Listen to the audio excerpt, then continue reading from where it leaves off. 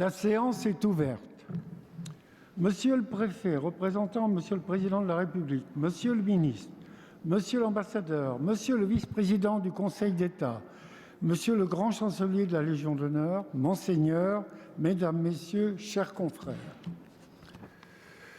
La séance solennelle de rentrée des 5 académies perpétue la tradition célébrant la création de l'Institut de France par la loi du 3 Brumaire en 4, c'est-à-dire le mardi 25 octobre 1795, à l'occasion d'une séance plénière se tenant depuis lors le mardi le plus proche de ce point d'origine. Avant que ne commencent nos travaux pour cette année 2010, alors qu'à l'aube, à l'autre bout du monde, s'achèvera dans quelques jours la première exposition universelle du XXIe siècle à laquelle l'Institut et les académies furent étroitement associés, permettez-moi de m'arrêter un instant sur la dimension internationale de nos missions. Si les membres de la Convention avaient voulu réaliser le projet qui leur était cher de créer, selon l'expression bienvenue d'Ernest Renan, un Parlement du monde savant, entendant rassembler en son sein à toutes les branches de l'instruction, ce n'est qu'à l'occasion de la renaissance des académies, voulue par Louis XVIII, que les limites de ce monde ont véritablement franchi les contours de notre pays. Depuis lors, tant par l'esprit qui les anime, l'ampleur de leurs travaux, et le soin porté à nouer de fructueux échanges internationaux, les membres des 5 académies ont toujours porté leur regard au-delà des frontières et veillé sans cesse à faire du Quai Conti un lieu de réunion et d'échanges internationaux. L'année 2007, avec le rassemblement en ce lieu même des académies européennes, nous a confirmé, si cela était nécessaire, que le champ d'intervention, de travail et de réflexion des académies ne pouvait se concevoir sans ouverture. Pour cette même raison, ce lieu de séance solennelle, qu'est la coupole, devra être doublé dans un avenir proche d'un lieu de travail de même ampleur, permettant le rassemblement de nombreux participants à une échelle internationale. La tradition dont cette séance est l'exemple ne se conçoit pas comme une forme immuable, mais doit permettre de tourner sereinement le regard vers l'avenir, vers des horizons renouvelés. C'est avec beaucoup d'enthousiasme que l'Institut et les académies ont, conformément à leur mission et à leur tradition, répondu à l'invitation de participer en tant qu'invité d'honneur au pavillon de la France de l'exposition universelle de Shanghai de 2010. Celle-ci avait pour objectif de devenir la plus grande de tous les temps.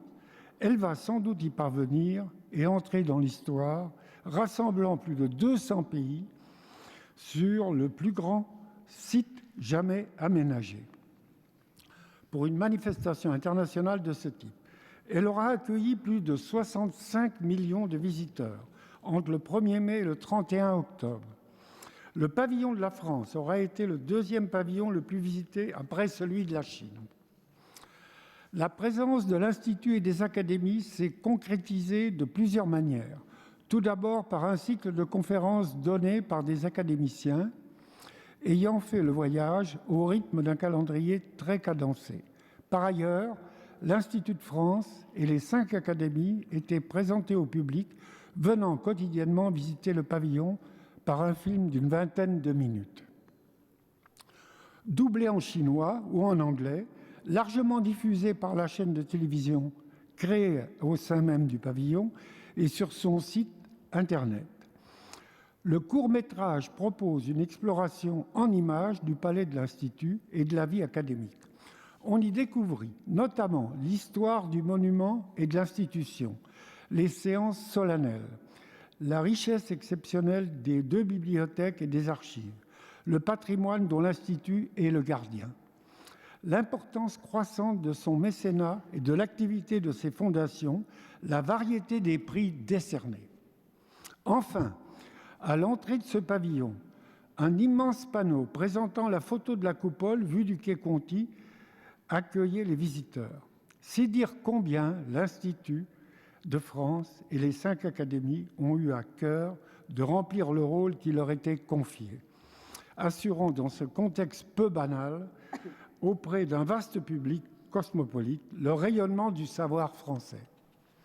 Mais revenons sous la coupole du Quai Conti, qui réunit aujourd'hui les 5 académies autour d'un thème commun pour une réflexion philosophique au plein sens du terme. Cette année, le terme retenu est le doute.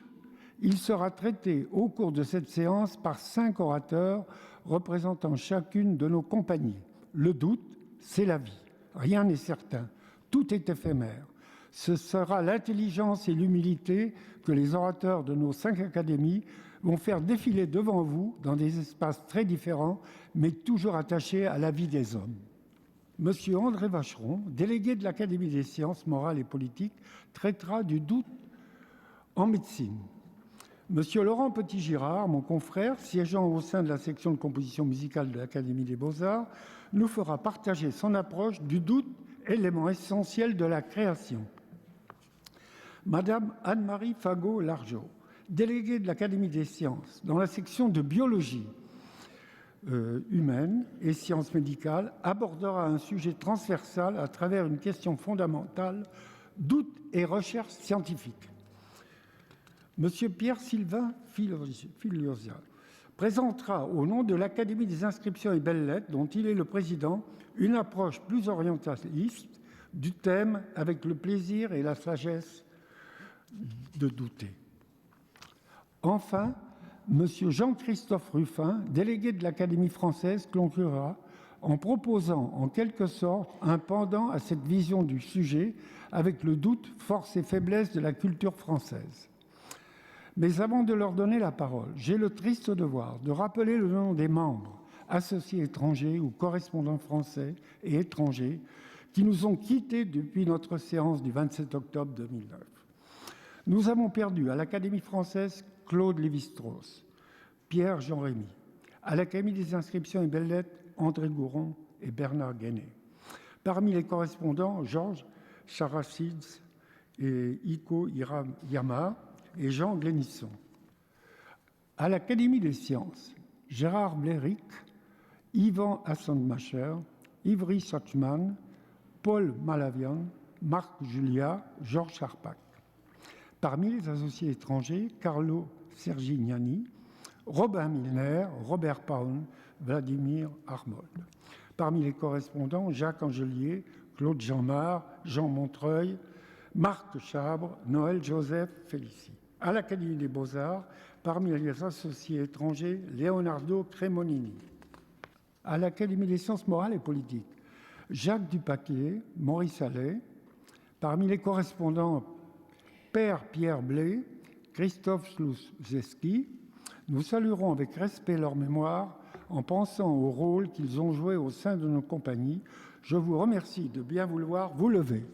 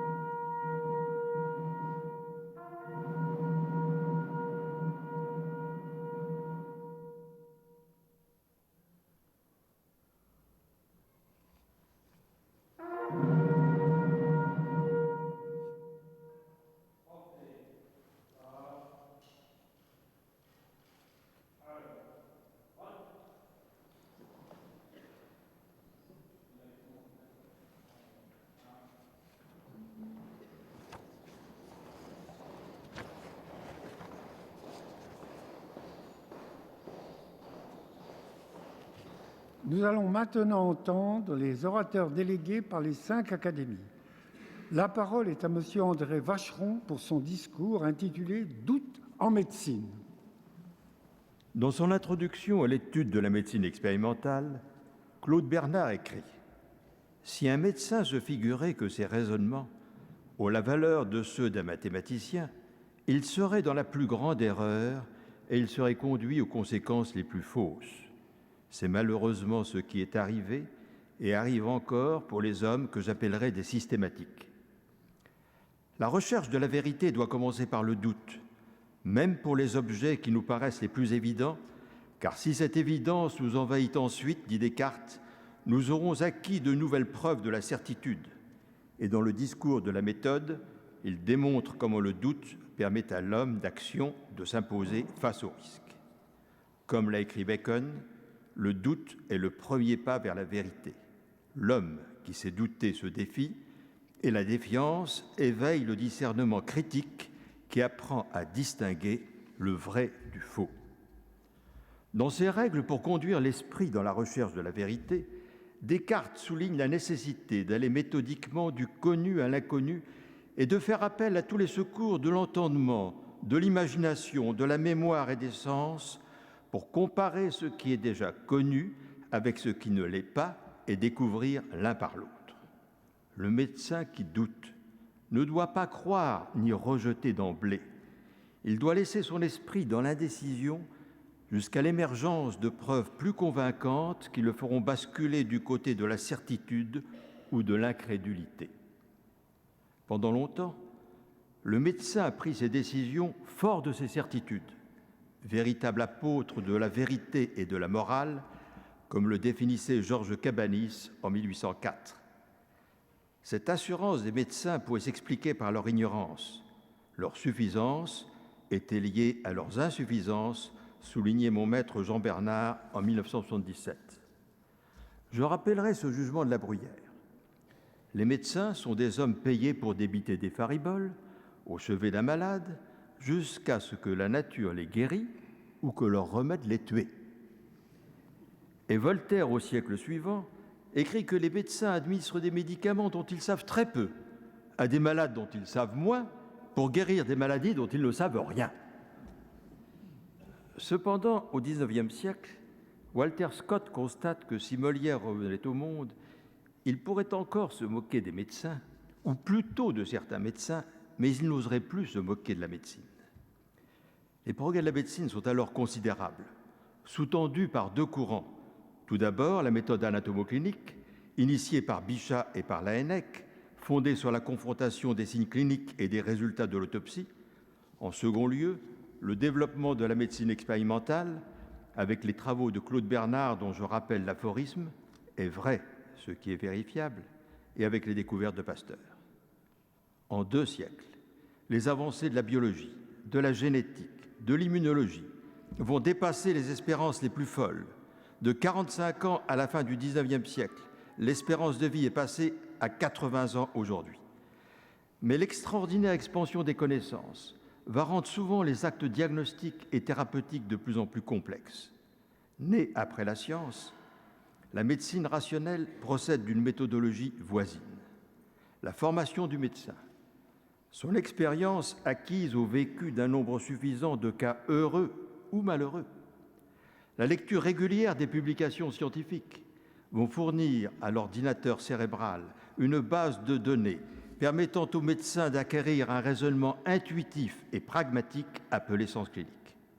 Ce qui distingue un bon médecin d'un praticien médiocre est que le premier a 90 chances sur 100 de prendre la bonne décision, alors que le second n'en a que 70. Cette réduction de la marge d'erreur est due en grande partie au discernement critique et à la remise en cause de l'hypothèse initiale en cas de doute important. Comme l'a écrit saint Augustin, « Si l'homme doute, il comprend ». Et Goethe le souligne, l'expérience corrige l'homme chaque jour. Le doute est le compagnon du médecin dès sa rencontre avec le malade. Et c'est un adversaire qu'il a pour premier devoir d'éliminer pour parvenir à un diagnostic sûr et au traitement approprié. J'envisagerai successivement les problèmes que nous rencontrons dans la médecine individuelle de soins, que j'exerce toujours, et ceux qui sont posés aux décideurs en santé publique. En médecine de soins, la décision médicale comporte deux temps successifs, le diagnostic et le choix du traitement, qui sont le résultat d'une cascade de probabilités en situation initiale d'incertitude. Le diagnostic est factuel. Il repose sur un interrogatoire patient et minutieux, sur une écoute attentive, sur un dialogue véritable, sur un bon examen clinique et sur des données paracliniques apportées par la biologie, les épreuves fonctionnelles et les techniques modernes d'imagerie. Tous ces éléments permettent à l'heure actuelle d'atteindre le meilleur niveau de certitude. À partir de cette base, s'élabore le deuxième temps, celui de la décision thérapeutique. Le choix fait intervenir trois ordres de probabilité, les risques de la maladie, les bénéfices escomptés du traitement envisagé, ces risques possibles. Seules une culture et une expérience suffisantes vont permettre aux médecins de décider du meilleur choix et d'éviter des traitements inutiles ou trop risqués. Les données acquises par la science sont déterminantes. Elles font autorité en cas de contentieux jugés par des hommes de loi, éclairés par des médecins experts. Aujourd'hui, elles sont apportées par l'evidence-based medicine, ou médecine fondée sur les preuves, qui propose des recommandations de pratiques cliniques élaborées à partir d'études multicentriques randomisées, réalisées en double aveugle. Ni le malade, ni le médecin ne connaît le produit administré, incluant un nombre généralement élevé de patients, suivis suffisamment longtemps pour permettre des évaluations de morbidité et de mortalité. La médecine fondée sur les preuves demande aux praticiens solitaires d'accepter des résultats dont ils ne peuvent vérifier les origines et exige une foi aveugle qui peut être réductrice de son acte décisionnel. Comme l'a écrit Alain, on réfléchit mal dans une prison de preuves. Une preuve des sciences exactes reste comme un corps mort devant moi. Je la sais bonne, mais elle ne me le prouve point. Cependant, la médecine fondée sur les preuves n'est pas à l'abri des dérives liées aux pressions des promoteurs industriels, aux conflits d'intérêts et à l'objectivité des résultats publiés. Outil de décision, elle exige une critique raisonnée et doit faire l'objet de règles scrupuleuses de bonne pratique. La décision thérapeutique implique l'information aussi complète que possible du patient. Le médecin doit personnaliser les données de la science pour les appliquer au mieux à son malade et à ses caractéristiques psychologiques et spirituelles. Il doit laisser au patient un temps de réflexion pour prendre sa décision. Le patient peut alors donner un consentement éclairé, mais peut aussi refuser la proposition du médecin. Ce refus peut être dû à un échec de la communication, au doute du malade face à son médecin, car lui aussi peut douter, par manque de confiance ou de compréhension. Il peut être dû enfin aux informations contradictoires données par plusieurs médecins. En cas d'hésitation ou de refus d'un traitement ou d'une opération chirurgicale justifiée, un second avis peut être demandé par le patient. Comme l'a écrit Jean Burger, la difficulté d'être à la fois ce conseiller si personnel et ce technicien si averti nécessite un effort d'invention, de création, presque de découverte, qui doit se renouveler d'un malade à l'autre. Voilà pourquoi, mesdames et messieurs, l'acte médical réclame une totale liberté d'esprit, de la patience, de la persévérance. La fin de vie soulève souvent des problèmes difficiles. À la question largement débattue, faut-il dire toute la vérité aux malades en péril de mort, je réponds sans hésitation que si dire toute la vérité est dans le principe une obligation formelle, il ne faut pas la révéler quand le malade n'est pas en l'état de la recevoir et qu'elle peut le désespérer. Il ne faut en dévoiler que l'infime partie qui ne ferme aucune porte.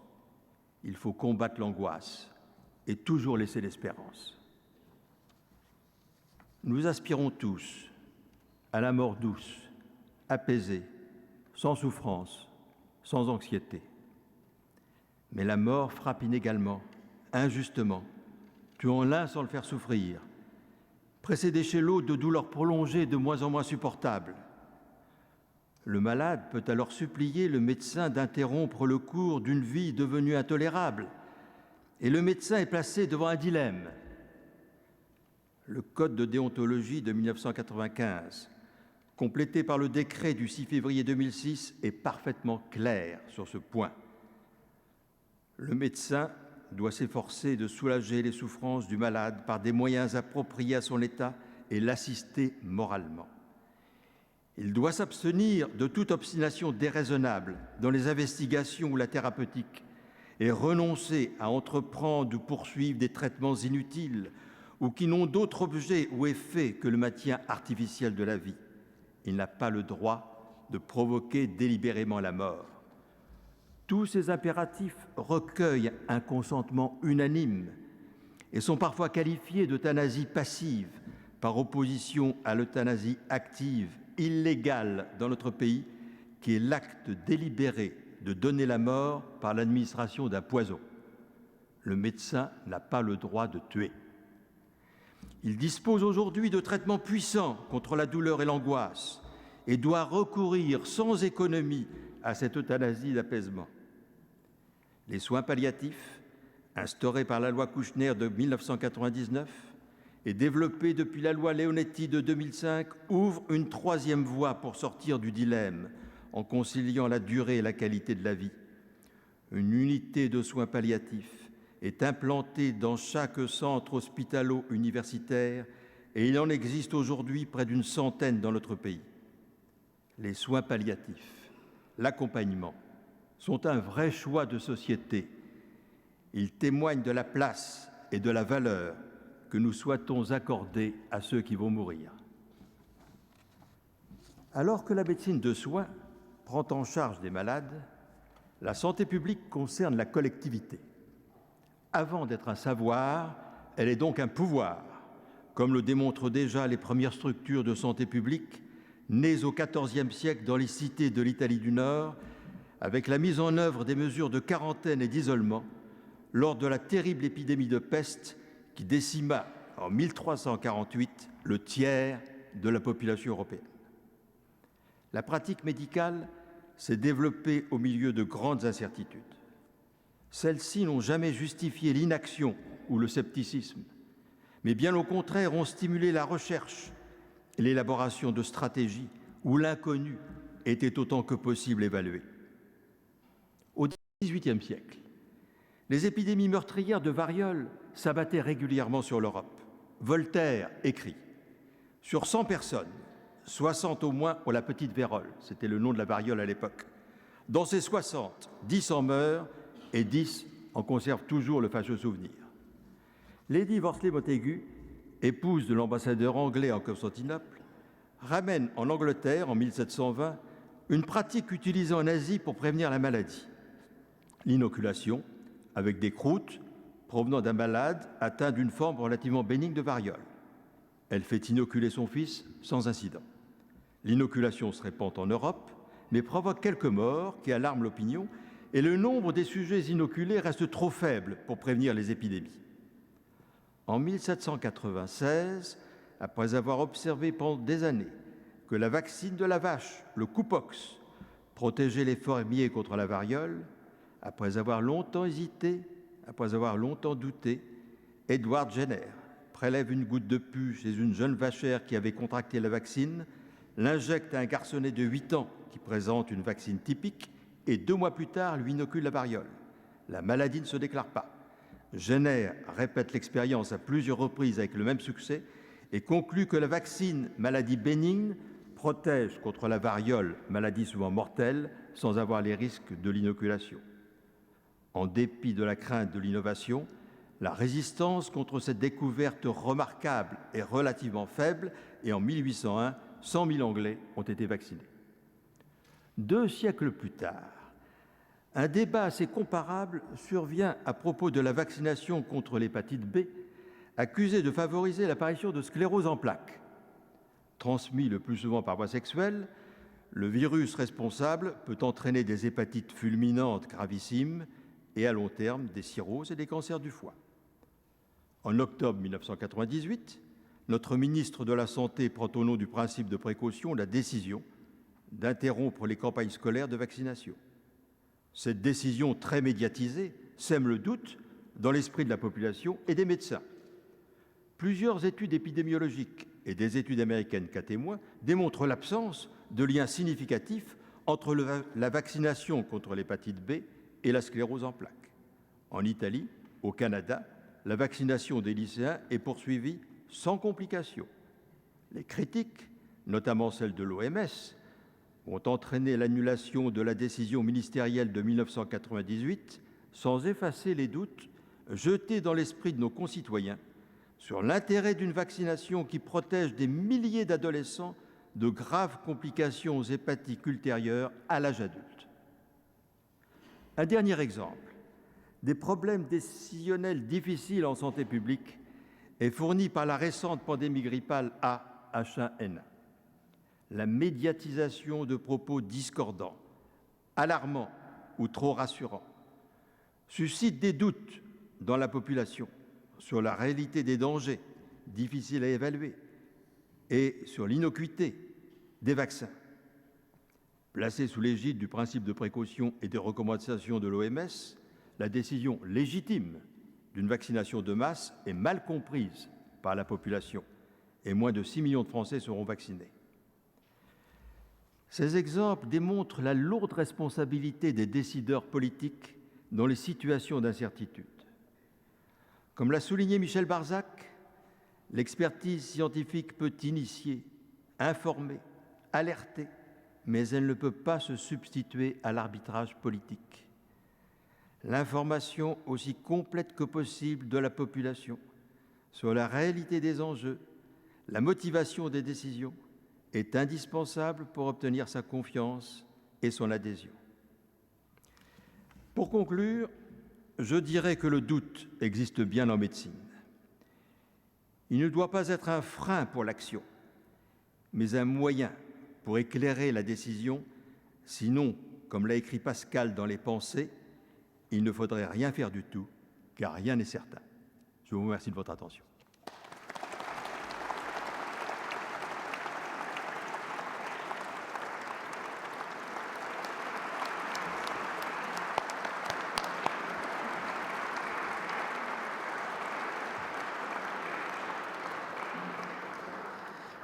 Merci, monsieur. La parole est maintenant à monsieur Laurent Petit-Girard, délégué de l'Académie des Beaux-Arts, pour la lecture de son discours intitulé « Le doute, élément essentiel de la création ». Merci, monsieur le président. Je ne cherche pas, je trouve, aurait dit en 1923 Pablo Picasso, semblant ainsi répondre définitivement par la négative à la question de la place du doute dans le processus créateur. Cette certitude affirmée semble rejeter toute idée de doute, à moins que ce génial créateur n'ait voulu se démarquer de mouvements artistiques, toutes disciplines confondues, qui entendaient caractériser leur originalité en faisant de leur recherche même l'objet qu'ils recherchaient ou en offrant comme seul résultat le processus d'élaboration de leur œuvre. On le comprend mieux lorsqu'on sait que ses propos exacts étaient « Quand je peins, mon but est de montrer ce que j'ai trouvé et non pas ce que je suis en train de chercher ». La notion de doute du créateur prend un sens très différent selon le stade d'élaboration de l'œuvre et l'angle sous lequel on l'examine. Le doute récurrent sur sa propre capacité à écrire au niveau d'exigence souhaitée, le doute sur la cohérence et la pertinence du travail en cours, doute sur la qualité de l'œuvre lorsqu'elle est achevée, doute sur son originalité, sur son degré d'impact, sur sa capacité de diffusion, sur sa pérennité. Ces questionnements sont de l'ordre de l'inquiétude, mais ce qui nous intéressera ici est plus essentiel et s'apparenterait plutôt à un vertige. Pour appréhender une œuvre nouvelle, chacun dispose de ses propres équations, mais presque tous sont confrontés au doute fondamental, à la fameuse angoisse de la page blanche et au nécessaire rejet de tout ce qui ne serait pas indispensable, c'est-à-dire à l'inévitable va-et-vient entre la plume et la corbeille. La lecture des manuscrits des compositeurs souligne à l'évidence la diversité des démarches, depuis l'écriture rapide, quasiment sans correction, d'un Mozart, jusqu'à celle rageuse et si fréquemment raturée d'un Beethoven. Le doute du créateur commence par la tentative de se convaincre lui-même de la nécessité de l'œuvre qu'il est sur le point d'entreprendre, et chacun disposera à cet égard d'une solution différente. Je doute avant, je doute après, pendant je travaille, disait malicieusement notre confrère Olivier Messiaen. L'inspiration naîtrait-elle du doute ou d'un labeur quotidien qui nous la ferait imaginer comme un muscle devant continuellement s'entraîner sous peine de rouiller? Probablement des deux. Être inspiré, c'est aussi savoir se rendre disponible aux énergies qui nous entourent. Personne n'a exprimé cette douloureuse recherche de l'inspiration aussi bien que Victor Hugo dans ces quelques vers extraits du poème « Que nous avons le doute en nous ». Aussi, vous me voyez souvent parlant tout bas et comme un mendiant à la bouche affamée qui rêve assis devant une porte fermée, on dirait que j'attends quelqu'un qui n'ouvre pas. Le créateur ne peut pas se contenter de se tenir les deux pieds au bord de la falaise et de regarder pour s'en inspirer l'horizon. Ce vide qui précède l'œuvre à faire, il lui faut s'y mesurer au risque d'en perdre l'équilibre. C'est de la confrontation entre la fragilité de son désir et la force d'une technique, elle-même adossée à la sécurité d'un savoir, que peut-être naîtra l'œuvre. Mais loin d'inhiber le processus créateur, ce sentiment de déséquilibre semble incontournable. Et c'est probablement la raison pour laquelle un grand nombre d'artistes refusent toute idée de psychanalyse, persuadés qu'ils sont que l'agent essentiel de leur création est cette faille en eux qu'il ne faut à aucun prix chercher à explorer. En s'obligeant par son travail à aller chercher au fond de lui-même ce qu'il a de plus fort et de plus sacré, l'artiste se retrouve dans un état permanent d'introspection qui lui fait prendre de la distance avec toutes les certitudes établies. Dans ces moments si fragiles, il navigue entre ce qu'il pressent comme indispensable de bouleverser et ce qui constitue le socle de sa création. Je m'inscris en faux contre l'affirmation souvent entendue, quel que soit le langage qu'il utilise, un génie reste un génie. Le langage n'est pas le simple véhicule d'une pensée indépendante, et il arrive que de grands maîtres se fourvoient dans des œuvres marginales qui ne sont que le reflet de leur concession à telle ou telle pseudo-modernité. Le lien entre ce qui est le plus intime chez le créateur et le langage qui lui sert de support ne se brise pas sans risque. Il ne doute de rien, dira-t-on de celui qui entreprend de créer une œuvre ambitieuse alors que c'est précisément le moment où il doute de tout, sauf de la nécessité de se lancer dans la réalisation de ce qu'il a imaginé. On peut douter de ce que l'on va écrire sans douter du fait que l'on doive l'écrire. À la différence de l'interprète, le créateur défie le temps. Chacun se souvient du célèbre sarcasme de Sarah Bernhardt adressé à l'une de ses élèves qui lui affirmait ne jamais connaître le trac. Rassurez-vous, cela viendra avec le talent. L'appréhension de l'interprète peut être immense, mais elle trouvera le support d'un texte, alors que le doute du créateur se situe dans une perspective immatérielle et intemporelle. Pour résoudre cette équation, le plus simple est probablement d'interpréter soi-même ses propres œuvres, ce qui vous garantit de douter avant, pendant et après. La nature du matériau qui constitue la base d'une œuvre nouvelle conditionne celle du doute qui la précède. Qu'il sculpte un modèle ou une forme abstraite, qu'il écrive un roman historique ou un recueil de poèmes, qu'il compose un opéra d'après un livret ou un quatuor à cordes, à chaque fois le créateur sera confronté à une pléiade de doutes d'essences différentes. Qu'elles soient figuratives ou abstraites, les œuvres à vocation spirituelle ou d'inspiration religieuse sont souvent dues à des créateurs ayant transcendé leur doute d'artiste par le doute inhérent à la foi. En ces circonstances, ils ont pu donner le meilleur d'eux-mêmes. Les compositeurs manquent plus fréquemment leurs opéras que leurs requiems.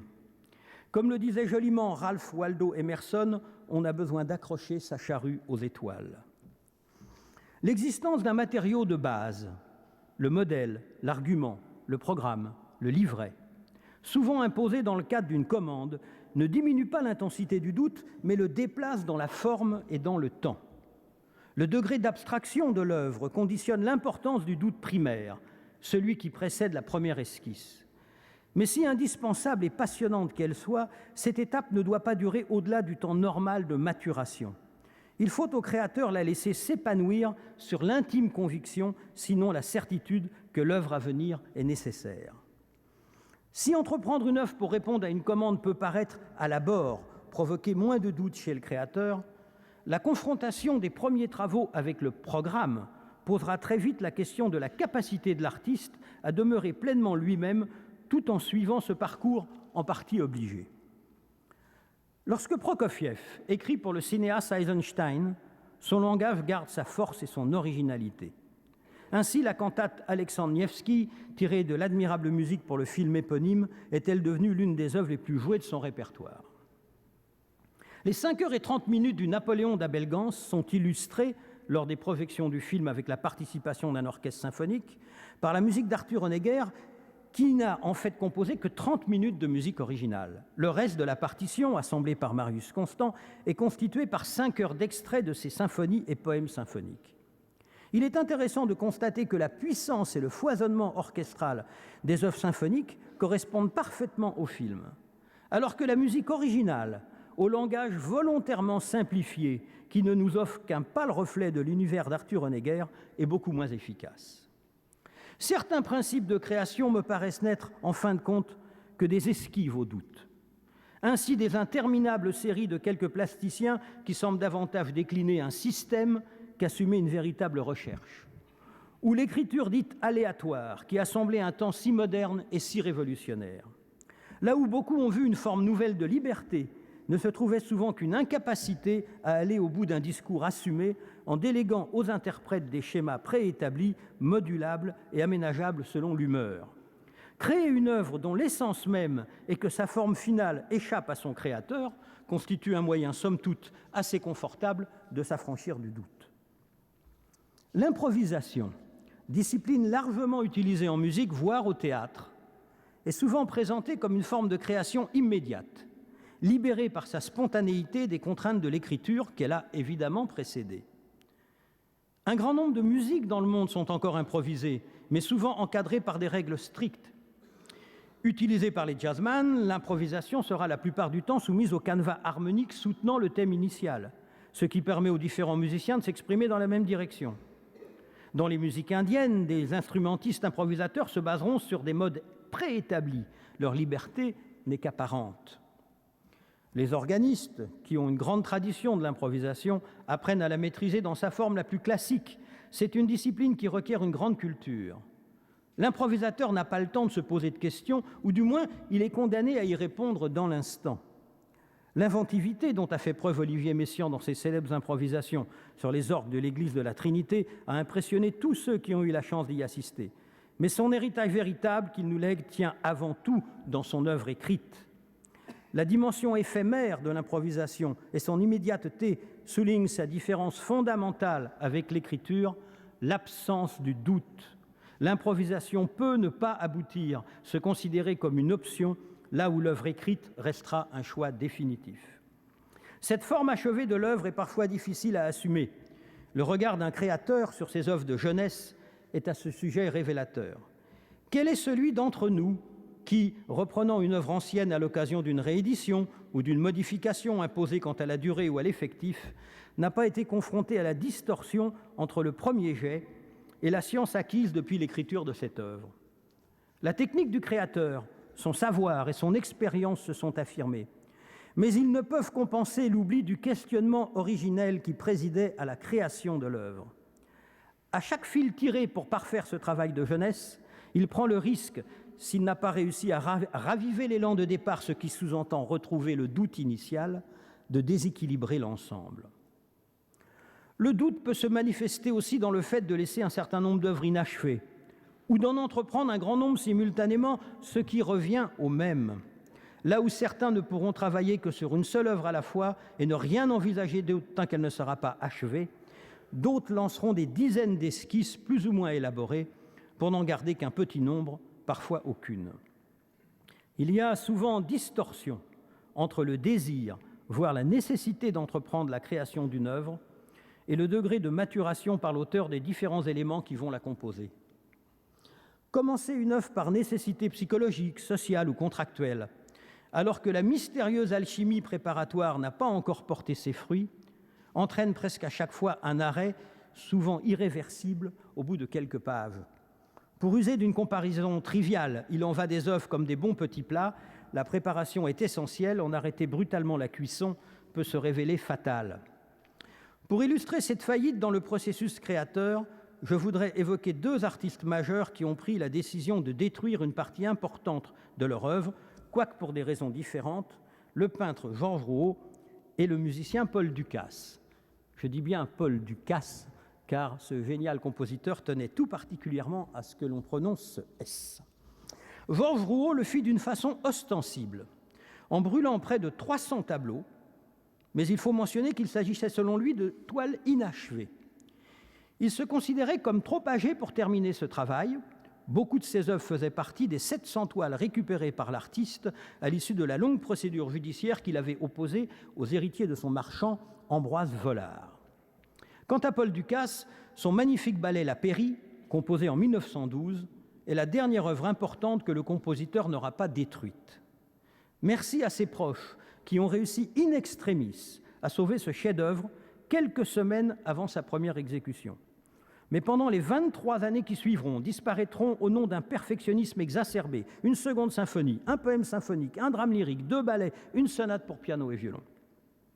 Paul Ducasse était-il de ces artistes devenus dépendants du doute, qu'ils utilisent comme un bouclier, cet état de flottement permanent les entraînant inévitablement à un perpétuel dénigrement de leur travail? Ce perfectionnisme autodestructeur constituait-il l'ultime parade du créateur devant le doute? À moins que cela ne soit l'enseignement de la composition, tout de rigueur et d'exigence, qu'il prodiguait au Conservatoire supérieur de musique de Paris, qui ne l'ait finalement inhibé. La transmission d'un savoir est une activité passionnante et envahissante, qui n'est pas toujours compatible avec les exigences de la création. En effet, si l'enseignement d'une science consiste essentiellement en une transmission de connaissances, l'enseignement de la création pose un problème bien différent. Les classes de composition musicale du Conservatoire supérieur de musique de Paris sont en principe réservées à des étudiants maîtrisant déjà l'harmonie, la fugue et le contrepoint. Ces disciplines ont longtemps constitué le chemin obligé pour prétendre concourir à l'admission dans une classe de composition. Même l'orchestration et l'analyse musicale font l'objet de classes spécifiques. Que reste-t-il alors aux professeurs de composition à enseigner? La science de l'ordonnancement, puis de l'assimilation de tout ce qui a été appris, tout en gardant sa liberté, l'art du vertige, la maîtrise de la peur, ou peut-être l'apprivoisement du doute. Enseigner la création consiste parfois à simplement aider le jeune artiste à dénouer lui-même les fils du carcan que la vie a créé autour de sa sensibilité. On s'imagine volontiers que le plus difficile pour un créateur serait d'écrire en ayant à l'esprit les chefs-d'œuvre absolus des grands maîtres en face desquels la comparaison semble impossible. Je pense au contraire que la fréquentation du génie est stimulante. Il est beaucoup plus inquiétant de se référer aux 20 lignes de texte ou aux 30 secondes de musique que l'on sait réussi dans l'une de ses propres œuvres, plutôt qu'au théâtre de Beckett ou au prélude de Debussy. On pourrait croire que la maturité, l'expérience et la maîtrise technique acquise par le créateur contribuent à diminuer le doute. Il n'en est rien. Ai-je encore quelque chose à dire? Telle est la question que se pose alors l'artiste qui a déjà à son actif une œuvre importante. Le doute est un moyen de remettre en cause son acquis et ses connaissances, non pas dans le but de les oublier, mais bien au contraire dans celui de les transcender. Et c'est peut-être dans la capacité des créateurs à se remettre perpétuellement en cause et à assumer les incertitudes auxquelles ils sont confrontés que réside leur singularité.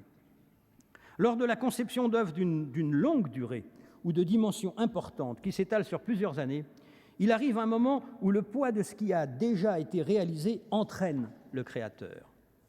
Il y a là comme une revanche sur le doute, un moment où la suite apparaît comme une évidence. Ce sont des instants à savourer car ils ne durent jamais très longtemps. Ils font partie de l'aspect jubilatoire de la création, que l'on veut toujours associer à la souffrance, mais qui comprend aussi une part d'exaltation. Il y a dans l'acte de créer une dimension enivrante, comme le sentiment de participer à un banquet avec soi-même. Du fait de la longueur de leur élaboration et de leur achèvement, ces œuvres de grande dimension imposent souvent aux créateurs la nécessité de réaliser simultanément un projet beaucoup plus court qui va s'insérer et les obliger à suspendre leur création première. Retrouver l'intensité et le fil de l'émotion à l'issue d'une période qui rend entraîner le créateur vers des horizons très différents est une véritable épreuve qui fait ressurgir tous les doutes et jeter un regard distancié sur le travail accompli. Cela peut se révéler bénéfique ou déprimant, suivant les cas. Que l'œuvre soit monumentale ou miniature, la période qui précède le premier coup de pinceau de burin ou de plume est un étonnant mystère. Et il reste bien difficile de définir avec précision l'importance du doute dans le processus créatif. Nous sommes dans le domaine de l'intime, de l'ineffable, et je ne peux prétendre ici que livrer le sentiment issu de ma propre expérience de compositeur. L'acte créateur me semble être le lieu où cohabitent un doute profond et une impérieuse nécessité. Le doute comme un questionnement permanent de l'œuvre en gestation. L'impérieuse nécessité d'avancer comme l'évidence que son chemin est dans la création. Voilà peut-être le fragile équilibre dans lequel se débattent ceux qui ont l'audace d'espérer tracer quelques signes dans la mémoire des hommes. Je vous remercie.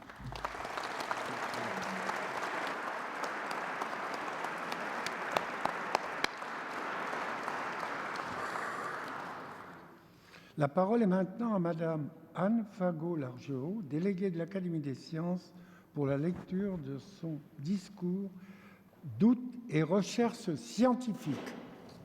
Merci, Monsieur le Président.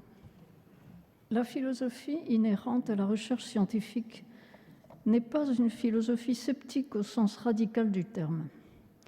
Elle repose sur la confiance dans la possibilité de connaître toujours mieux le monde dans lequel nous nous vivons, le connaître non seulement pour le plaisir de l'émerveillement, mais pour agir mieux en fonction de connaissances qui s'améliorent.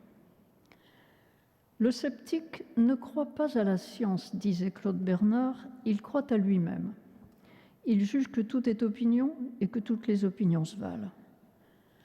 Le douteur, continue Claude Bernard, est le vrai savant. Il doute de lui-même et de ses interprétations, mais il croit à la science. Claude Bernard se réfère explicitement à Descartes, qui part d'un doute universel pour arriver à des connaissances indubitables et qui soient utiles à la vie, comme il le dit dans le discours de la méthode. Descartes s'en explique fort bien quand il compte qu'il a pris conscience d'avoir dans la tête un fatras d'opinions et d'avoir essayé de déraciner de son esprit toutes les erreurs qui s'y étaient pu glisser. Je cite, « Non que j'imitasse pour cela les sceptiques qui ne doutent que pour douter et affectent d'être toujours irrésolus, car au contraire, tout mon dessein ne tendait qu'à m'assurer et à rejeter la terre mouvante et le sable pour trouver le roc et l'argile. » Le doute de Descartes est un doute méthodologique, c'est-à-dire un moyen de dégager des vérités qui résistent au doute, des vérités certaines. Claude Bernard, ayant salué Descartes, conclut par une sorte de devise du savant, je le cite, « Il faut douter, mais ne point être sceptique. » Objection. Lorsqu'en 2009 est paru dans la revue Science un papier d'une équipe qui affirmait avoir des données suggérant que le syndrome de fatigue chronique pourrait être dû à un rétrovirus, d'autres équipes se sont lancées sur cette piste sans parvenir à confirmer le lien fatigue chronique-virus. La même revue publie alors, en mai dernier, des commentaires montrant que, je cite, « beaucoup de chercheurs restent sceptiques ». En juin dernier, le bruit court sur le web que des chercheurs d'une agence publique américaine réputée sérieuse s'apprêtent à publier un article qui confirme le lien. Aussitôt, des malades atteints du syndrome se précipitent sur les médicaments antirétroviraux. Et du côté des chercheurs, il se révèle qu'une autre agence publique sérieuse va publier des données qui contredisent les premières. La publication des 2 articles est suspendue. Rester sceptique, ici, c'est suspendre son jugement, une expression employée par Descartes, en attendant de trouver quelque chose de mieux assuré. Cette attitude rationnelle n'est pas l'apanage exclusif des savants. L'Association des sceptiques du Québec, qui se donne pour objectif d'améliorer l'esprit critique de ses membres et d'accroître leur liberté de jugement devant des publicités éventuellement mensongères, précise que son scepticisme n'est pas dogmatique, qu'il ne s'agit pas de douter pour le plaisir de douter, que c'est, je les cite, une méthode pour s'assurer que nos croyances sont raisonnablement justifiées par des faits observables, quantifiables et reproductibles. Et ils ajoutent « Notre démarche s'inspire de la démarche scientifique ». Le rapprochement entre douter et rester sceptique devant met en évidence le caractère suspensif du doute, exprimé par la locution populaire « dans le doute, abstiens-toi ». La différence entre scepticisme dogmatique et doute scientifique est que le sceptique s'installe dans le doute, tandis que pour le scientifique, le doute est temporaire, c'est la suspension qui évite de juger trop vite et à tort, c'est une épreuve à traverser. Le monde de la recherche est un espace de liberté intellectuelle où toutes les idées, conjectures, hypothèses, même les plus farfelues, ont droit de citer, à condition que, au cas où elles seraient fausses, elles soient réfutables. Comme l'a bien exprimé Karl Popper, les conjectures irréfutables sont exclues. Là est la ligne de démarcation entre hypothèses scientifiques et non scientifiques. Les conjectures sont conjecturales, les hypothèses sont hypothétiques, les idées émises, tant qu'elles restent à l'état d'idées, sont des propositions à mettre à l'essai.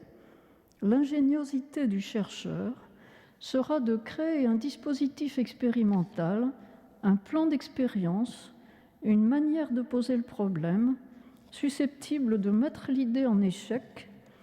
Et si l'idée est fausse, elle s'effondrera et sera éliminée. On peut décrire, on a analysé le processus de recherche comme effectuant un tri des hypothèses par confrontation au réel factuel. Mais vos hypothèses, vous les construisez, on dit quelques vos faits, vous les construisez, ont dit quelques sociologues, reprenant une thèse déjà énoncée par de grands savants. Certes, mais la communauté scientifique ne se compte pas d'un seul résultat et d'une seule expérience. Elle tient compte de ce que d'autres équipes indépendantes de la première retrouvent ou non, des résultats qui concordent avec le résultat initial, et les hypothèses qui survivent durablement à l'épreuve acquièrent un pouvoir prédictif et sont considérées alors comme largement corroborées. Mais le caractère limité des observations ou expérimentations sur lesquelles sont appuyées les généralisations scientifiques fait qu'il est très rare qu'une vérité scientifique puisse être dite absolument, apodictiquement prouvée vraie. Dépendant d'un contexte scientifique évolutif, même une solide vérité scientifique, une loi de la nature, comme on dit, peut se trouver relativisée dans un contexte plus large. Il reste toujours l'ombre d'un doute sur une hypothèse. C'est si vrai que les scientifiques se méfient des théories qui s'installent et perdurent et finissent par passer pour des évidences. Claude Bernard reproche à ce qu'il appelait les systèmes d'instaurer un esclavage intellectuel. Un congrès scientifique international affichait naguère « Challenge the dogmas », contester les dogmes. Ainsi, le dogme de la biologie moléculaire, un gène, une protéine, qui fut une hypothèse féconde et largement corroborée par les observations, a fini par être contesté, puis destitué de son autorité prétendue de vérité universelle. Et dans les manuels de biologie, on ne parle plus aujourd'hui des lois de Mendel, mais des expériences de Mendel qui ont dégagé des régularités approximatives, caractéristiques des vivants terrestres. Un aspect du travail scientifique est donc de réduire la part du doute ou de le circonscrire. Lorsque Doll et Peto, en 1981, s'attaquent à la question de savoir si certains cancers sont évitables, ils déclarent que si la part évitable du risque de cancer se mesure à la différence d'incidence entre les régions du globe, on peut affirmer que pour plusieurs types de cancers, il existe une fraction évitable. Le plus souvent, on ignore tout des facteurs qui influent sur le risque. On ne sait donc pas comment réduire le risque. Mais pour le cancer bronchopulmonaire, disent Doll et Peto, il n'y a pratiquement plus de doute. Depuis de nombreuses années, on soupçonnait que le tabagisme peut expliquer l'énorme montée en fréquence du cancer bronchopulmonaire. Cette hypothèse était jusque-là en concurrence avec d'autres. Mais cette fois, sur la base des données factuelles dont on dispose, on peut affirmer, disent-ils, que si personne ne fume, 9 cancers bronchopulmonaires sur 10 seront évités. Cela ne signifie ni que tous les fumeurs vont faire un cancer, ni que la fumée du tabac est la seule cause du cancer. Cela signifie que le tabagisme est le facteur qui influe le plus fortement sur le risque. L'évolution de l'épidémie dans les années suivantes a splendidement confirmé la prédiction des statisticiens. Sublata causa tollitur effectus, quand on supprime la cause, l'effet disparaît. Pourtant, certains ont continué à douter, utilisant le doute comme une arme. Un livre récent, intitulé « Les semeurs de doute », The Merchants of Doubt, s'attache à montrer comment, au cours du XXe siècle, des scientifiques éminents, statisticiens et fumeurs, et rétribués par l'industrie du tabac, ont obstinément nié les méfaits du tabagisme. Et il ne s'agit pas que du tabac. Il s'est trouvé au XXe siècle des scientifiques pour nier les méfaits des pesticides, il s'en est trouvé pour nier les risques du nucléaire, des chlorofluorocarbones, de l'amiante, du réchauffement climatique. Les motivations affichées sont souvent idéologiques, défense du libre marché par exemple, et, moins visible, mais très efficace, on trouve à l'arrière-plan des enjeux industriels et financiers considérables. On sait comment l'industrie du tabac, le lobby de l'amiante, etc., ont œuvré pour que rien ne change. L'argument asséné est toujours le même. Il reste un doute, il y a incertitude. Le lien entre l'amiante et le cancer de la plèvre n'est que probabiliste. C'est trop facile. L'argument est imparable. C'est vrai, il y a toujours une marge d'incertitude. Une science honnête ne nie pas l'incertitude, elle ne se complaît pas non plus dans le scepticisme. Elle s'efforce d'identifier, mesurer, évaluer les risques. Elle ne les dissimule pas. Majorer l'incertitude, c'est paralyser l'action. Évaluer un risque incite à agir pour le maîtriser, et agir, c'est sortir du doute. Les médecins sont depuis longtemps familiarisés avec cette réalité. Par exemple, les cardiologues se sont intéressés au risque coronarien. Quels sont les facteurs qui influencent ce risque? Plusieurs ont été identifiés, hypertension, tabagisme, tempérament colérique peut-être. Sur le rôle du cholestérol, il y avait une hésitation. Était-ce un réel facteur de risque ou seulement un marqueur du risque? La recherche s'est poursuivie jusqu'à ce qu'en 1984, un groupe de travail qui faisait le bilan des connaissances conclut qu'on avait maintenant assez d'indices concordants, cliniques, épidémiologiques, expérimentaux, génétiques, pour pouvoir affirmer qu'il cesse d'être raisonnable de douter que l'hypercholestérolémie pèse sur le risque coronarien.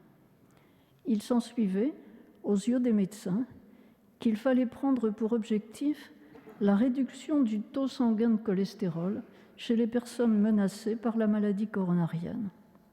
Des médicaments anticholestérol ont été développés. La réduction du taux de cholestérol sanguin a été inscrite dans les programmes de santé publique. Des millions de gens prennent maintenant tous les jours leurs médicaments hypolipémiants, leurs statines. Cela ne signifie ni que l'hypercholestérolémie est une maladie, ni que le cholestérol en soi est toxique. Il reste un doute sur le rôle exact du cholestérol dans la maladie des coronaires. Ce qui est intéressant, c'est que des chercheurs ont discerné un moment où l'on franchit un seuil, beyond reasonable doubt, comme on dit en anglais, un moment où donner ce qu'on sait, continuer à douter et donc ne rien faire, devient déraisonnable. Ce qui apparaît alors comme raisonnable, puisqu'il reste un doute, est de prendre ce qu'on appelle une précaution, ici un médicament. Les médecins sont à la fois chercheurs et prescripteurs. Ils passent donc du diagnostic à la prescription. Habituellement, ce n'est pas le rôle du chercheur de prescrire les actions à engager. Les chercheurs ont une obligation d'évaluer les risques, de dire quelle part du risque est éventuellement maîtrisable et par quels moyens, et d'informer leurs concitoyens quand ils jugent qu'on a passé le seuil au-delà duquel douter de la réalité du risque devient moins raisonnable que de le prendre au sérieux. C'est ce qu'a fait le GIEC, le groupe d'experts intergouvernemental sur l'évolution du climat. Ils ont donné un signal. Il revient ensuite aux décideurs de prendre leurs responsabilités. Des considérations extérieures à la démarche scientifique interviennent alors, touchant le bien-être collectif, le respect de certaines valeurs et tout ce qui entre dans un projet de société. Le rapport de Nicolas Stern montre comment la démarche du décideur échappe à l'emprise du scientifique. Le décideur retient qu'il y a une marge d'incertitude sur le réchauffement climatique, mais qu'on estime du côté des climatologues qu'il devient déraisonnable de rester dans le doute, c'est-à-dire de ne rien faire. Que faire donc ? D'une part, réfléchir aux précautions à prendre dans l'hypothèse où les scientifiques ont raison et les évaluer. Ensuite, raisonner. De deux choses l'une. Ou bien on prend ces précautions, ou bien on ne les prend pas. Si on ne les prend pas et que les scientifiques se trompent, tout va bien. Si on ne les prend pas et que les scientifiques ont raison, l'avenir apparaît désastreux. Si on les prend et que les scientifiques se trompent, c'est beaucoup d'efforts coûteux pour rien. Si on les prend et que les scientifiques ont raison, on aura fait le maximum pour préparer l'avenir. Il s'agit donc de peser l'effort à faire en face des dégâts si on ne le fait pas. Construire l'avenir conduit au-delà du doute. Je vous remercie.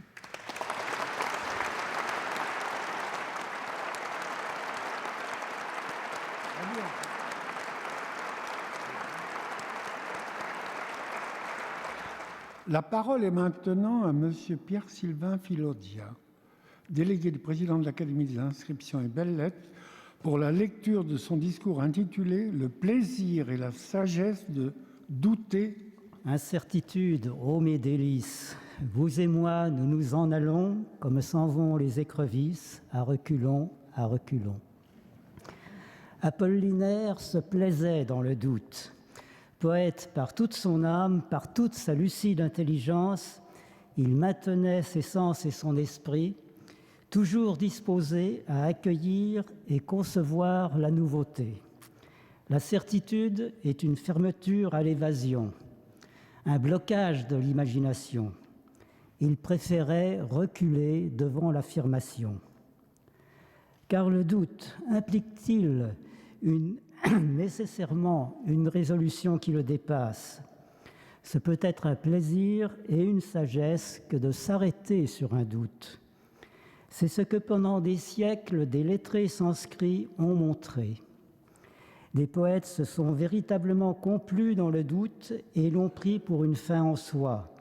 Des théoriciens de la poésie en ont fait une fleur de rhétorique. Le poète Dandin, qui a vécu dans le sud de l'Inde au 7e siècle de notre ère, qui a ajouté quelques chefs-d'œuvre au trésor littéraire de l'Inde et qui a été un de ses premiers codificateurs, a fait du doute une forme de comparaison. Il le place par exemple dans la bouche d'un amoureux. Est-ce un lotus au cœur duquel se sont égarées 2 abeilles? Est-ce ton visage où frémissent tes yeux? Mon esprit reste en balance. L'abeille indienne est plus petite que celle d'Europe et toute noire. Elle est le comparant choisi pour les yeux noirs. Le grand lotus épanoui est le comparant classique pour le visage. Le mouvement de l'abeille qui butine sur la fleur est le comparant pour le frémissement incessant des yeux de l'amoureuse, l'instabilité qui leur donne leur pouvoir de séduction. Mais la comparaison n'est ici que suggérée. Ce qui importe est le doute exprimé. L'amoureux qui prononce ce compliment se garde bien de résoudre le doute et d'affirmer la réalité. Il faut s'arrêter sur le doute. C'est là que réside l'effet poétique. En poésie, le doute s'apparente à la méprise, elle aussi promue au rang d'ornement poétique. Croyant voir un bouton de fleurs rouges, une abeille se pose sur le bec d'un perroquet. Croyant voir un petit fruit noir du jambosier, le perroquet essaie d'attraper l'abeille. Ne cherchons pas à réparer l'erreur, on y perdrait la poésie. Le doute s'apparente de même au souvenir. Quand je vois un lotus, dit l'amoureux, le visage de ma bien-aimée envahit mon esprit. Le doute, l'erreur, le souvenir sont trois rouages de la création poétique. Les poètes sanscrits se sont manifestement complus dans de tels événements de la connaissance. Dans la culture des lettrés sanscrits, la poésie n'est pas un domaine à part. Toutes les disciplines s'interpénètrent. À l'égard du doute et même de l'erreur, des penseurs, et non des moindres, ont agi comme les poètes. Ils leur ont donné une place centrale dans leurs spéculations, jusqu'à en faire, comme eux, une fin en soi.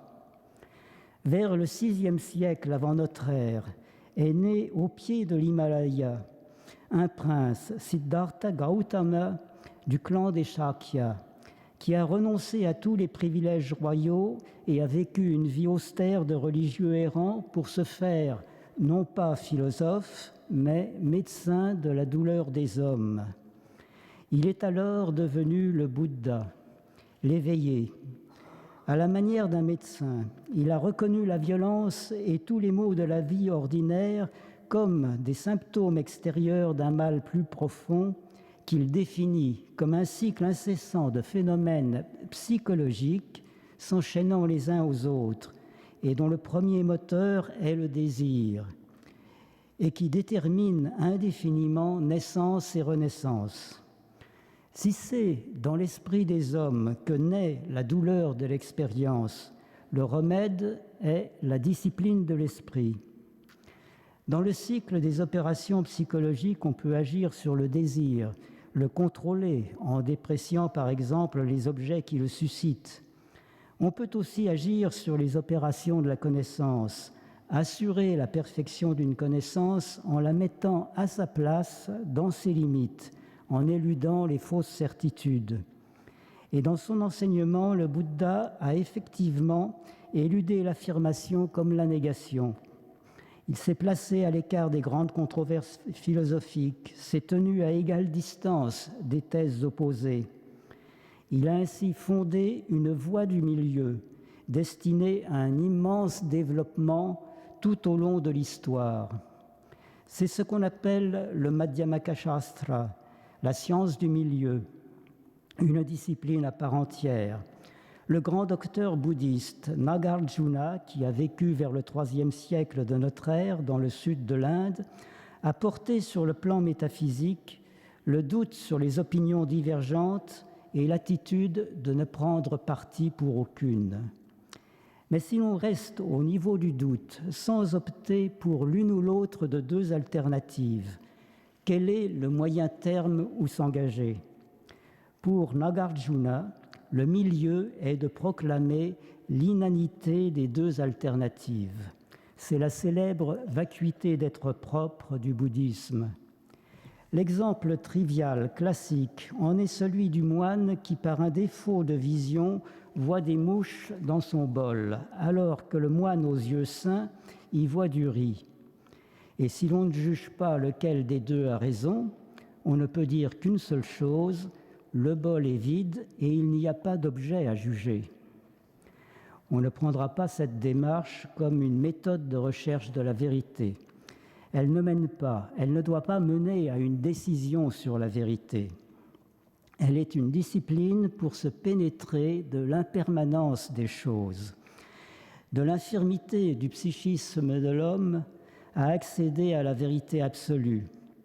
Le but final est de se dégager de l'attachement aux choses du monde en prenant conscience de leur absence de valeur absolue. L'image du défaut de vision du moine traduit l'idée d'une ignorance métaphysique, celle de la vacuité. Dans l'expérience pratique, le connaissable, accessible à l'homme, peut être pris pour une réalité. Mais cette réalité est une couverture d'une réalité ultime qui est la vacuité.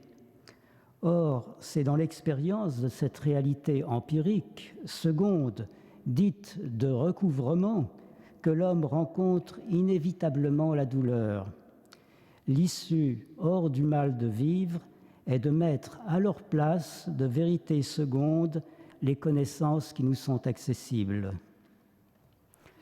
Vers la même époque que le Bouddha, dans la même plaine du Gange, est né un autre prince, Vardhamana Mahavira, qui de la même façon a renoncé aux privilèges de la noblesse et, partant des mêmes principes, a vécu une semblable règle de vie. On leur a donné à tous deux le titre de Jina, le vainqueur, parce qu'ils avaient vaincu leur passion. L'histoire a cependant fait diverger profondément les religions qu'ils ont fondées. Le bouddhisme a quitté son pays d'origine pour conquérir toute l'Asie orientale.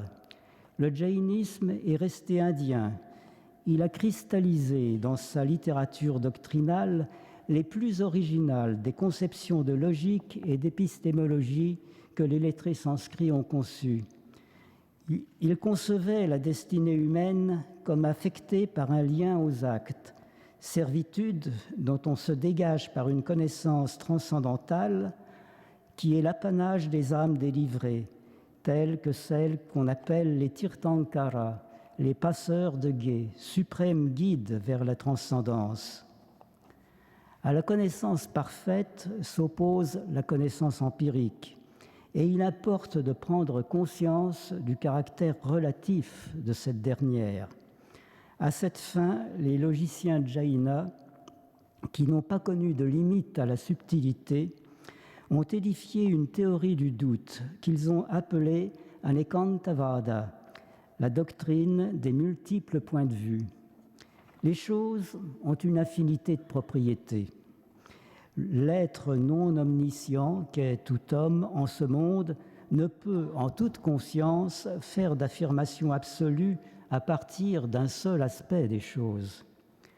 Les logiciens jaïnas ont synthétisé la prise de conscience de la diversité des points de vue en lui donnant une forme verbale dans une série de 7 formules. Ils l'appellent Saptabhangi, les 7 inflexions de la connaissance, ou encore Syadvada, la doctrine du peut-être. Chaque formule comporte le mot sanskrit syat, qui est le potentiel du verbe asti, être. Il se traduit littéralement par peut-être. On pourrait traduire l'idée qu'il contient aussi par d'une certaine façon.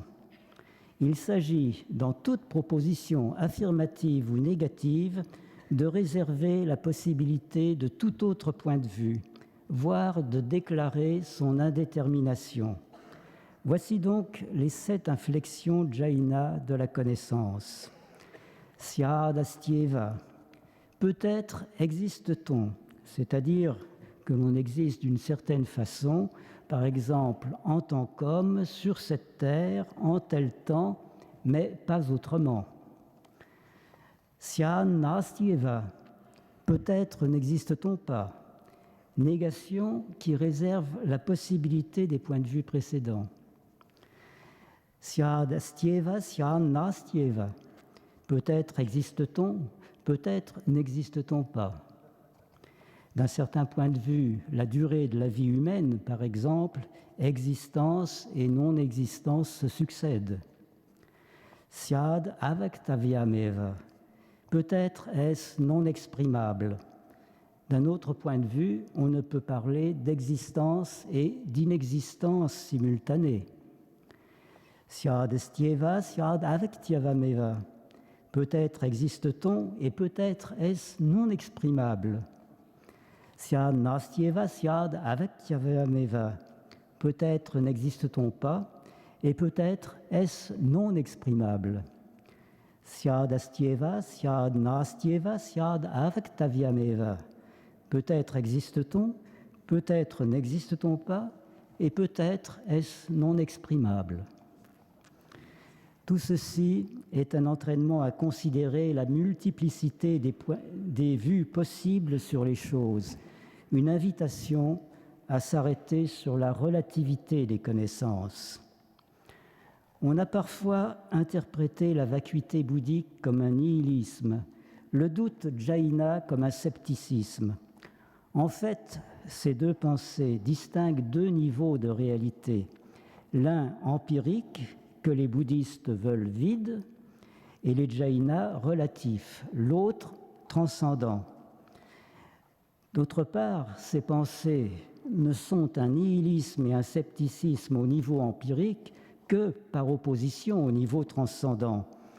Ces disciplines de doute ne dissolvent pas ni ne relativisent la réalité empirique en tant que telle, mais le font seulement en tant que cheminement dans une quête mystique du transcendant. Elles sont préconisées pour une vie monastique. Les moines jainas sont des extrémistes dans la sévérité de la discipline.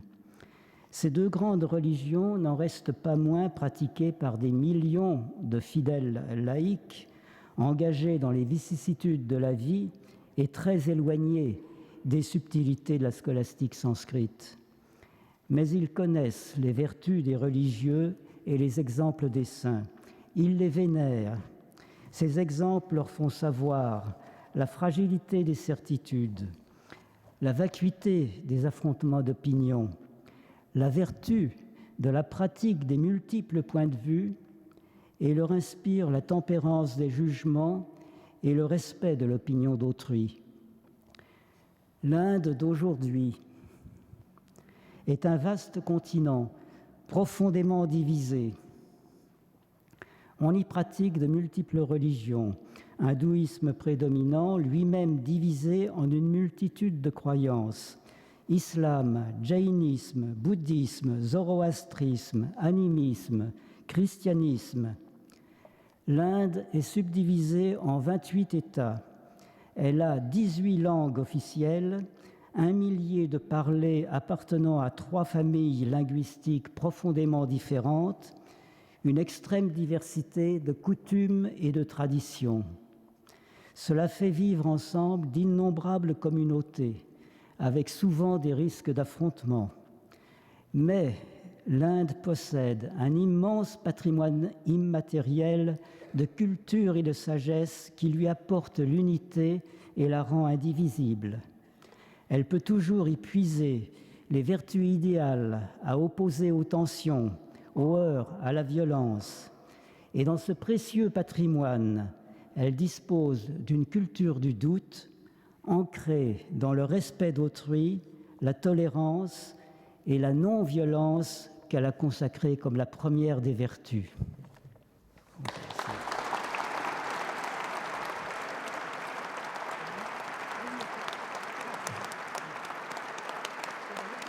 La parole est maintenant à M. Jean-Christophe Ruffin, délégué de l'Académie française, pour la lecture de son discours intitulé « Le doute, force et faiblesse de la culture occidentale ». Merci, Monsieur le Président. En 2005, l'Institut de France rendait hommage à Pierre Messmer qui quittait ses fonctions de chancelier.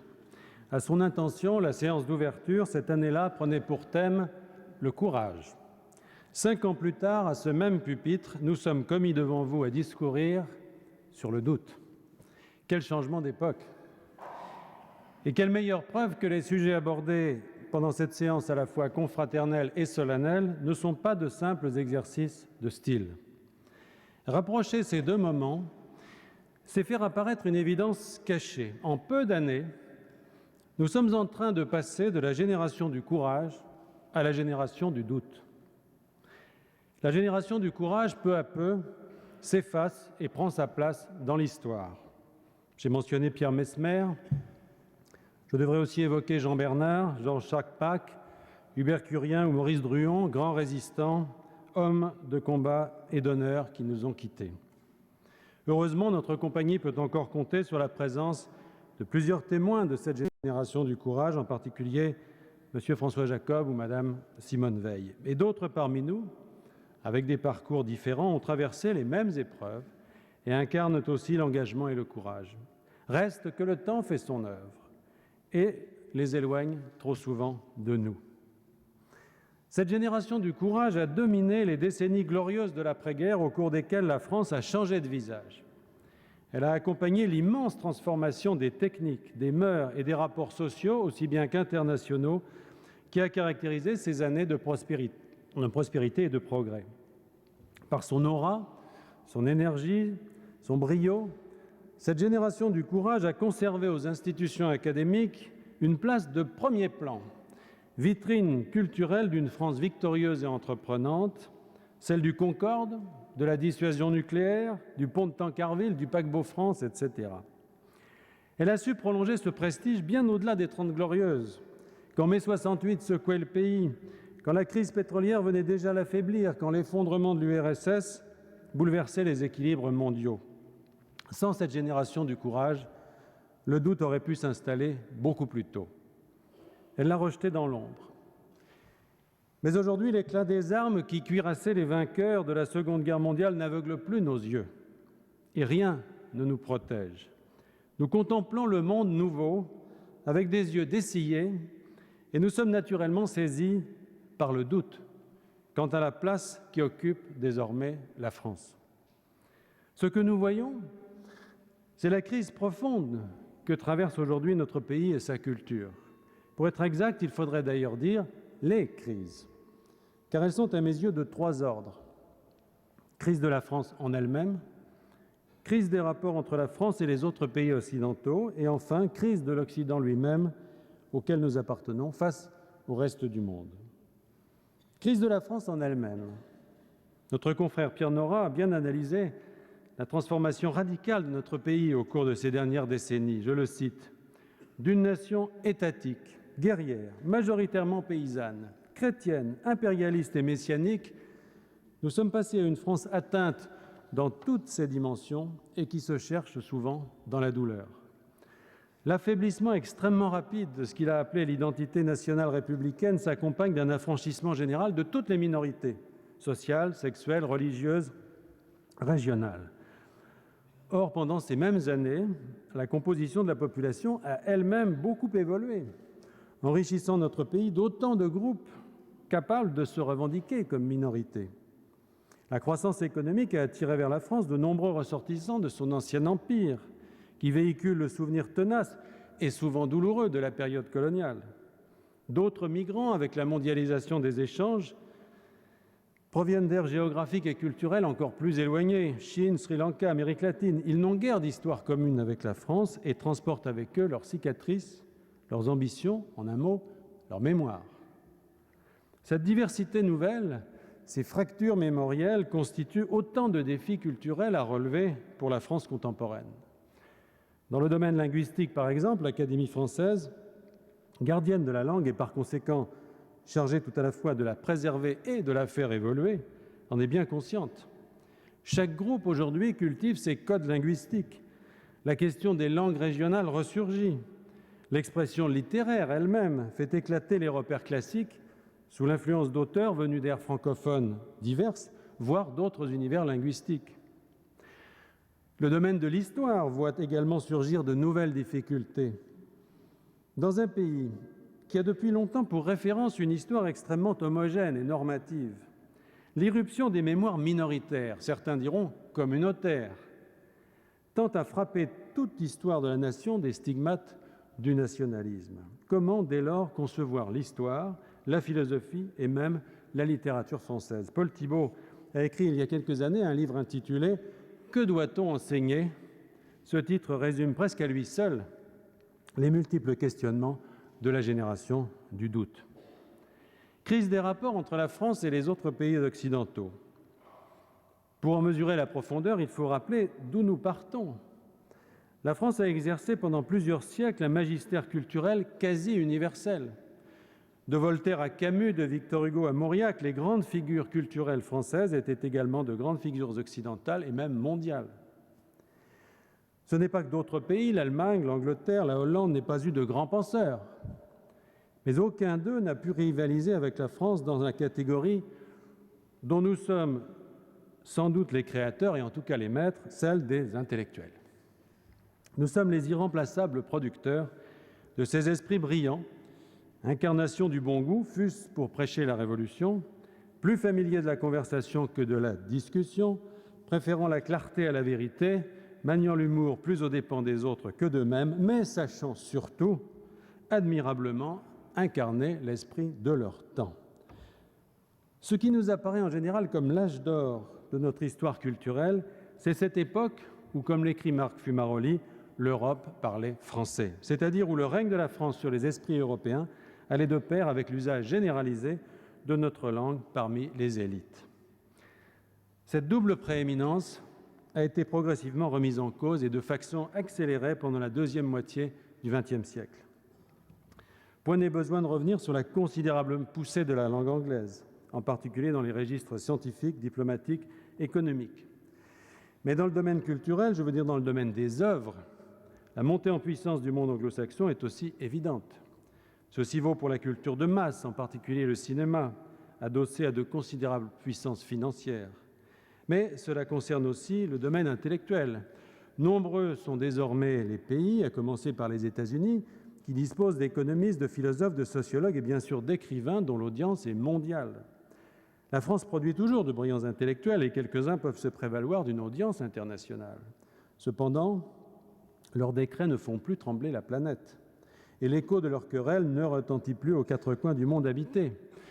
Ils se sont par ailleurs pour la plupart alliés aux conceptions libérales et démocratiques, ce qui leur ôte ce parfum de révolte et d'utopie qui était un de leurs plus puissants attraits. Par ailleurs, la France engendre toujours quantité de spécialistes exceptionnels à la renommée internationale. Nos académies s'honorent d'en compter plusieurs, et nous déplorons à ce propos la disparition récente d'un des plus emblématiques d'entre eux, Claude Lévi-Strauss. Reste que ces individualités sont elles aussi attirées par le centre américain, où elles sont souvent amenées à séjourner, à enseigner, voire à émigrer. Enfin, crise de l'Occident face au reste du monde. C'est la moins facile à percevoir, mais peut-être la plus inquiétante. À l'époque où notre académie a été fondée, l'univers se réduisait au pourtour de la Méditerranée. Le Mayflower avait emmené les pères fondateurs en Amérique depuis à peine 15 ans. L'élargissement progressif du monde n'allait en rien remettre en cause la prééminence européenne. Au contraire, la colonisation constituait une sorte de dilatation de notre continent, et en particulier de la France, à l'échelle du globe entier. Aujourd'hui, le mouvement s'inverse. L'Europe a payé cher les guerres qui se sont déroulées sur son sol. Elle s'est retirée de ses colonies. Ce que l'on a appelé le tiers-monde, à compter de la conférence de Bandung, a connu un essor considérable. Essor démographique d'abord, qui réduit très fortement le poids relatif de l'Europe. Essor économique, qui concerne aujourd'hui non plus seulement quelques petits dragons asiatiques, mais d'immenses ensembles comme le Brésil, l'Inde ou la Chine. Essor culturel surtout, qui n'est pas réductible au précédent. Un continent comme l'Afrique, dont la situation économique est contrastée, à certains endroits prometteuse, mais dans beaucoup d'autres catastrophiques, ce continent n'en a pas moins produit une culture extrêmement féconde dans tous les domaines musical, pictural et littéraire. Devant ce paysage nouveau, on peut comprendre que l'on soit saisi par le doute. Doute quant à la place de notre pays, de notre culture, de notre langue dans un monde aussi radicalement bouleversé. A priori, le doute est une faiblesse. Tel est du moins le sens commun. Celui qui ne doute de rien semble avoir un avantage sur l'indécis. Et en effet, notre doute serait une grande faiblesse s'il nous conduisait au pessimisme et au renoncement. En cheminant dans les couloirs de cette maison, en passant devant les bustes de pierre ou de bronze de nos illustres prédécesseurs, nous sommes accoutumés à ce sentiment d'humilité qui nous fait nous sentir bien petits. À titre individuel, c'est plutôt un signe de bonne santé. Mais si nous l'appliquons à toute la nation et à toute l'époque, si nous pensons que la France aujourd'hui ne vaut pas celle d'hier, si nous sommes gagnés par l'idée que la France, quand elle n'est plus tout, n'est plus rien, alors oui, le doute est une grande faiblesse.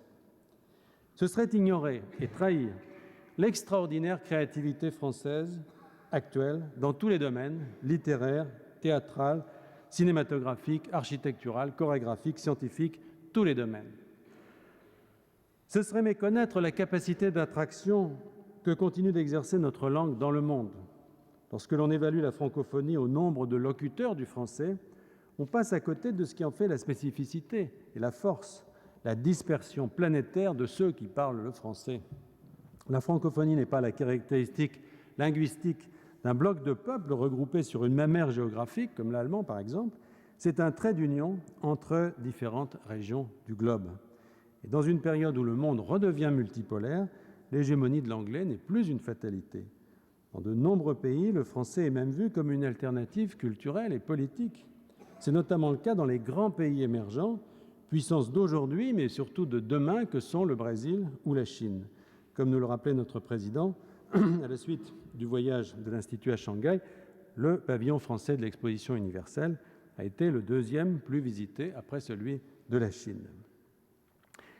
Il y a donc une autre forme du doute, plus créatif et en même temps plus combatif.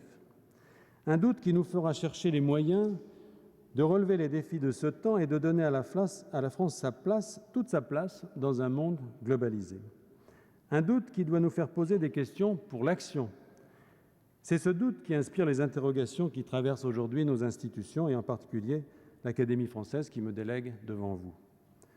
Tout nouveau venu dans cette compagnie a tendance à mettre l'accent sur les nécessaires évolutions. Et nos aînés ont la grande sagesse de nous rappeler les vertus de la tradition. Dans une France en quête de repères, la continuité historique de l'Académie est une grande force. Nous ne devons pas oublier que cette institution a été créée au moment où la France traversait une période de guerre civile autrement plus critique que la nôtre et qu'elle a peut-être contribué à jeter les bases de la renaissance politique et culturelle qui a suivi les temps sanglants de la Fronde. Alors, dans une époque où tant de choses sont éphémères, la tradition que nous représentons matérialise la permanence de la nation à travers la continuité des siècles. Elle est certainement l'une de nos fonctions essentielles. Pour autant, l'Académie a su évoluer. Ainsi, au tournant des années 60, a eu lieu l'élection du premier étranger de naissance en la personne de mon prédécesseur, Henri Troyat. Il fut rapidement suivi de beaucoup d'autres qui représentent presque tous les continents, comme Léopold Sédar Senghor, Julien Green, Hector Bianchotti, François Chang, etc. Comment prolonger cette ouverture et faire en sorte qu'elle nous permette de refléter aujourd'hui la diversité de la France ? Bien d'autres évolutions peuvent être envisagées qui posent autant de questions délicates et qui donnent l'occasion d'exprimer nos doutes et nos interrogations de façon constructive. Quelle place, par exemple, devons-nous réserver à la littérature par rapport à d'autres formes de création en rapport avec l'écrit ? En particulier, comment mieux représenter parmi nous le domaine audiovisuel et, bien sûr, d'abord le cinéma ? Comment nous adapter aux champs nouveaux que constituent le monde virtuel et la planète Internet ? Comment défendre la francophonie sans marginaliser la culture française dans les circuits de production culturelle dominés par le monde anglo-saxon ? Le doute est à l'origine de toutes ces interrogations. Mais ce doute-là est constructif. Ce n'est pas une faiblesse, mais au contraire une force. Nous devons en être conscients et le revendiquer, car le doute est peut-être la caractéristique la plus profonde de la culture française. À l'époque où fleurissent partout les intégrismes, où tant de gens sont prêts à oxyre leurs prochains au nom des convictions qu'ils considèrent comme indiscutables, le doute est un instrument précieux. La dérision, l'humour, la tolérance, le respect des différences sont les fruits de cet arbre du doute que la France cultive depuis Montaigne et qui fait d'elle le pays de la liberté. À ce propos, je ne crois pas inutile de rappeler pour conclure que la naissance du doute, justement, chez Montaigne, fut d'abord la conséquence d'une défaite. Nous sommes en 1555. La France envoie une flotte pour conquérir le Brésil. Les Français ont la ferme intention d'apporter la civilisation aux cannibales qui peuplent la baie de Rio. Mais finalement, sur la petite île où ils accostent, au pied du pain de sucre, les colons vont s'étriper au nom d'obscures querelles théologiques. En somme, ce sont eux qui vont se conduire comme des sauvages. Et l'expédition tournera court et préfigurera les guerres de religion. Cependant, il se trouve que l'un des protagonistes de cette expédition, ridicule, en rentrant en France, va devenir le secrétaire de Montaigne. Il lui raconte son aventure et fait naître en lui le doute.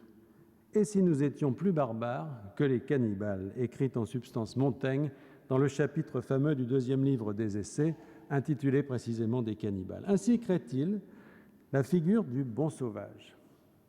La fortune philosophique de ce concept sera immense tout au long du XVIIIe siècle.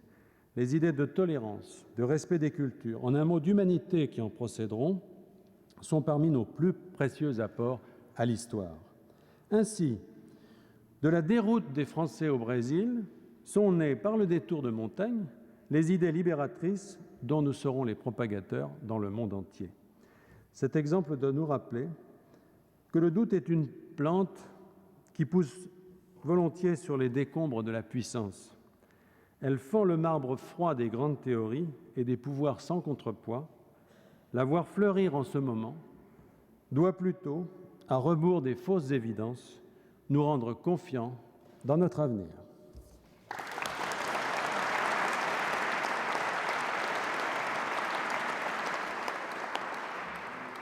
Merci, monsieur. La séance est levée.